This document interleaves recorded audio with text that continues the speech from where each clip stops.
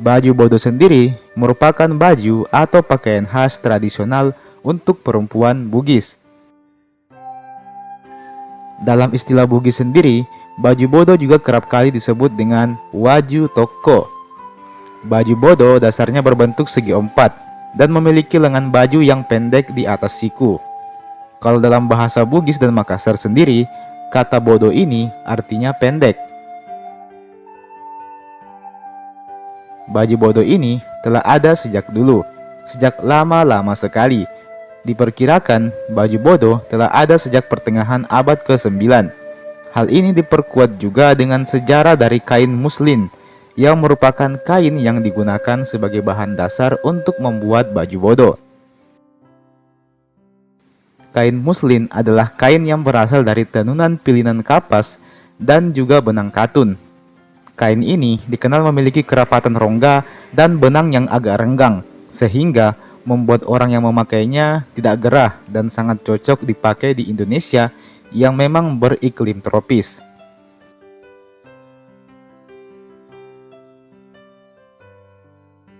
Tahukah kalian kalau kain muslin ini tercatat pertama kali diperdagangkan di kota Dhaka, Bangladesh? Sementara itu, Marco Polo dalam bukunya The Travel of Marco Polo menjelaskan bahwa kain muslin itu dibuat di Mosul, Irak, dan dijual oleh seorang pedagang yang disebut dengan Mussolini. Namun uniknya, masyarakat di Sulawesi Selatan sendiri telah lebih dulu mengenal dan mengenakan jenis kain ini dibandingkan dengan masyarakat di Eropa itu sendiri.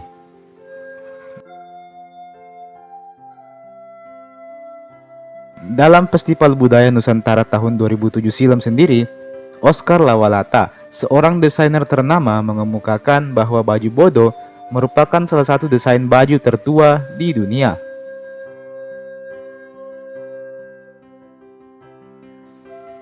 Tahukah kalian, ketika awal-awal baju bodo ini digunakan, tampilan bajunya terkesan transparan, sehingga menampakkan lekuk tubuh dan bagian dada penggunanya secara jelas. Jadi kesannya malah seperti tidak pakai baju sama sekali, dikarenakan baju bodo didesain dengan sangat tipis dan kainnya terlihat transparan.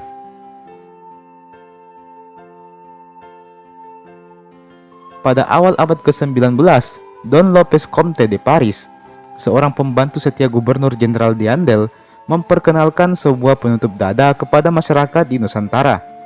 Penutup dada ini dikenal juga dengan istilah kutang. Awalnya, kutang ini diperkenalkan kepada perempuan di daerah Jawa.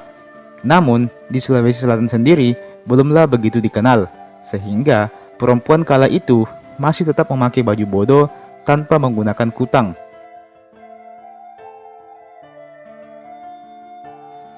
Barulah ketika agama Islam mulai masuk, maka baju bodo pun mengalami perubahan dari segi tampilannya.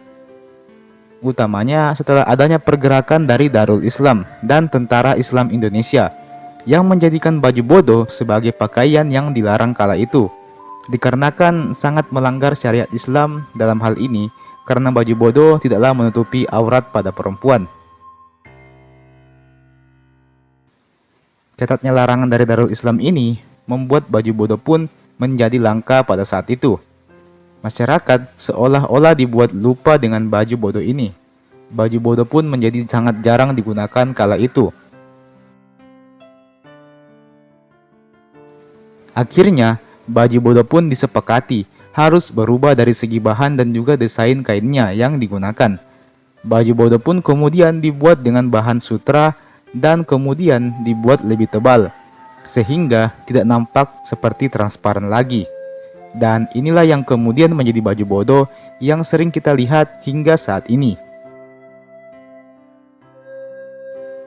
Jadi, baju bodo yang ada saat ini adalah hasil dari proses akulturasi dengan syariat Islam, dikarenakan Islam adalah agama mayoritas di Sulawesi Selatan, serta adanya norma-norma kesopanan yang berlaku di masyarakat di zaman sekarang ini. Maka baju bodo pun dibuat menyesuaikan dengan ajaran Islam dan juga norma-norma kesopanan. Baju bodo pun juga kerap kali dikombinasikan dengan jilbab dan berbagai macam aksesoris lainnya yang mendukung penampilannya.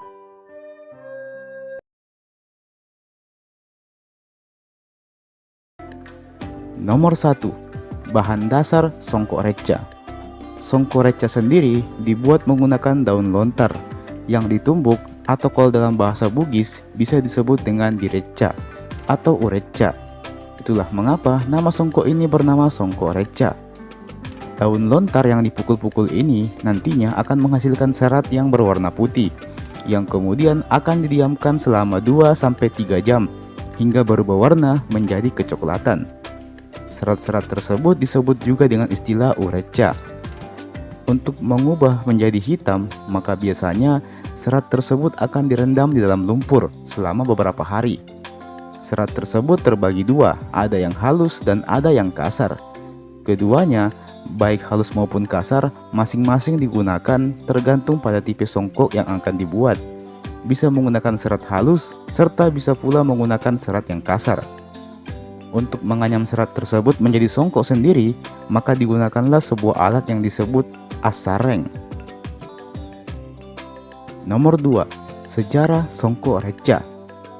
Songkok reca sendiri dikenal memiliki sejarah yang cukup panjang. Awalnya, songkok ini mulai dikenal luas ketika Raja Bone ke-15 yakni Arung Palaka menyerang Tanah Toraja di tahun 1683.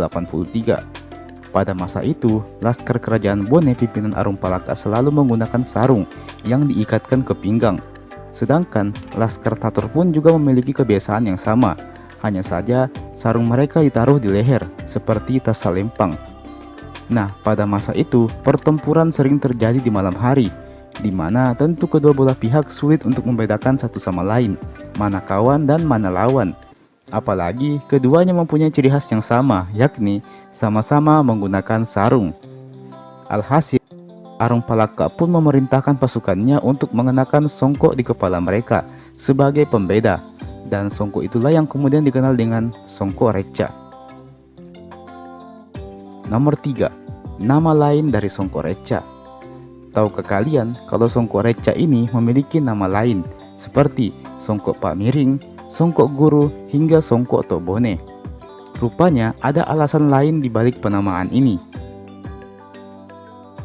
Adalah Lama Panyuki, seorang pahlawan nasional sekaligus Raja Bone ke-32, yang pertama kali memperkenalkan istilah songkok Pamiring, di mana Pamiring di sini berarti pinggiran emas, sebagaimana yang dapat kita lihat pada songkok reca di masa ini. Pinggiran emas ini melambangkan derajat dan kebangsawanan seseorang. Biasanya, semakin banyak pinggiran emas di songkoknya, maka semakin tinggi pula derajat kebangsawanan orang tersebut. Pada masa ini juga, orang yang dianggap sebagai golongan rakyat jelata tidak diperbolehkan untuk menggunakan songkok ini. Di masa ini, songkok reca telah dianggap sebagai identitas dari bangsawan Bone. Meski demikian, Lama Panyuki kemudian menegaskan bahwa hanya dua kerajaan yang bisa memakai songkok reca atau Pak Miring ini, yaitu kerajaan Bone dan Goa. Di Goa sendiri kemudian songkok reca ini disebut juga dengan songkok guru. Dan buat informasi saja bahwa harga songkok reca ini termasuk mahal, bisa mencapai Rp200.000 per buah, dan yang termahal bisa mencapai Rp80 juta. Tentunya ada harga, ada kualitas. Nomor 4. Songkok reca setelah zaman kerajaan. Sebagaimana yang kita ketahui, bahwa setelah kerajaan Bone resmi bergabung ke dalam Republik Indonesia, maka status kebangsawanan seseorang perlahan-lahan mulai tergerus zaman. Orang-orang berstatus bangsawan tidak lagi punya kuasa yang besar seperti zaman dulu. Zaman demokrasi menjadikan semua orang setara sebagai warga Indonesia dan memiliki hak yang sama dan kedudukan yang setara. Pun halnya dengan songkok reca yang dulunya hanya boleh dikenakan oleh orang-orang tertentu saja, perlahan-lahan mulai menghilang. Kini, siapapun boleh menggunakan songkok reca tersebut, mau dia orang Bone atau bukan. Mau dia orang luar negeri pun bisa menggunakan songkok kebanggaan Bone tersebut. Jadi sekarang ini siapapun bisa mengenakan songkok tersebut, ya, seperti zaman kerajaan dulu, di mana pada zaman kerajaan itu hanya orang-orang bangsawan saja yang boleh memakai songkok tersebut. Nomor 5. Warisan budaya. Songkok Bone sendiri telah terdaftar sebagai salah satu warisan budaya tak benda Indonesia. Penetapan tersebut terlaksana pada tahun 2018 silam. Dan Songkok Reca ini juga telah mendapat sertifikat langsung dari Kemendikbud Republik Indonesia. Tentunya ini merupakan suatu kebanggaan bagi masyarakat Bone dan Sulawesi Selatan pada umumnya. Songkok Reca ini kini telah bertransformasi menjadi identitas masyarakat Bugis di Sulawesi Selatan. Dan tentu saja sebagai generasi yang ada di masa ini, maka Songkok Reca ini harus selalu kita lestarikan dan perkenalkan kepada masyarakat di luar Sulawesi dan Indonesia, agar songkok khas ini bisa terus eksis dan dikenal luas di masyarakat tentunya.